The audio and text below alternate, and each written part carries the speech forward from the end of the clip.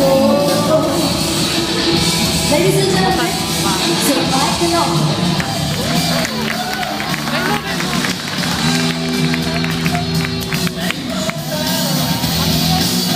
Sa hirap, meron nag-isayaw ko sa lahat. Sa kaibigan mo, akala mo kung sino, di na bumababa sa kanyang trono.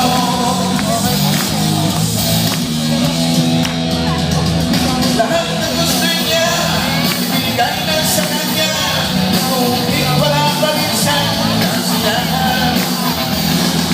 Di ba makontento sa kanyang mga bisyo, nilubog pa niya ang sarili sa buti. Inalas sa bayan, ang salaga, malakas ang inuman, gusto sa daan.